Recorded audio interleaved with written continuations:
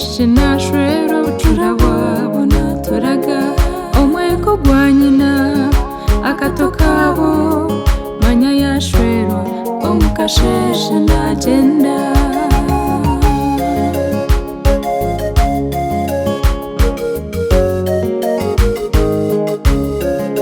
erizuba ryashemera walet ivani abazire bananuka bucura bwabo nashwero abasingo nabenekerezi bashemera aha bwawe Mackline wakora birungi ujujurente wakomera umugamba waragwa bazire nyenda kusima Mackline nk'uko bagamba abiri umwana murungi natwazaje nagamba mpora aho uri kumwangira narra nyenda kugambira mama rameshi yaje atogumwenda gwa mbi ukanguka kujwana na ikika nkahari yarra mbwe nyenda kusima kuba umwana murungi kugumusiriza uko kuwagambire oto wanje ruhanga amubikire akamukubikiro akamureta we bari munonga kanyo nimbashabiro urugendo rurungi omu makaganyi.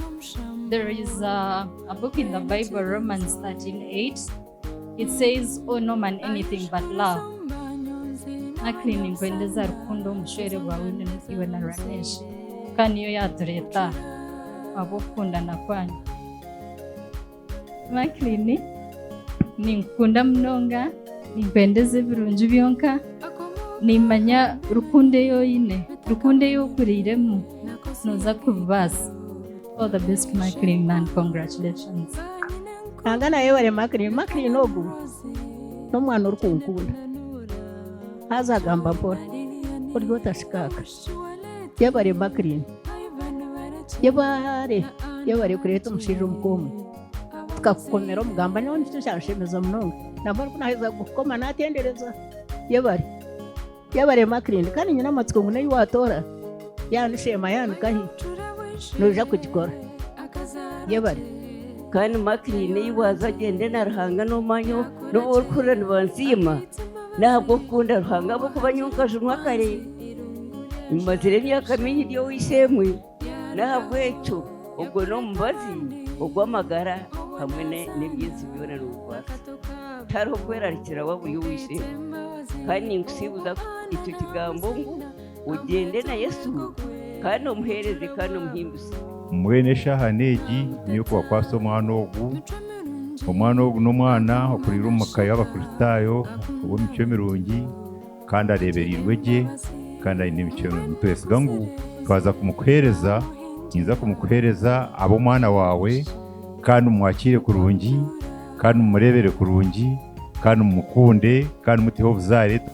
Mackline akambera umwana murungi nk'izina rye amporora kandi ahorora ruhanga nicyo kikuru umwana w'obusinge kandi w'omukozi ikonka yebare ekitinisa kiwatuha kiwaha abazaire bawe.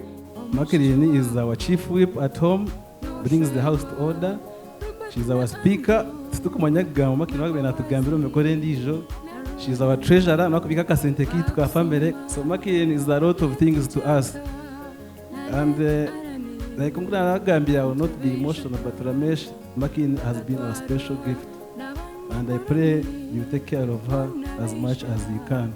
Mackline tinkuja kugamba ho bingi abantu bakwegambira kunkanyunga kwerebero zero wakora ninkureba tino wakubeherera umubano bagamba n'umwana ari calculated tarakujabira n'umwana murungi I would say, and really ninkwendeza amakamarungi ninkwendeza obusinge ninkwendeza buri kintu cyona ekiruhaga yakwasa kufa okitungi bakushabira Allen na Aneti Angela na Jennifer let keshanyu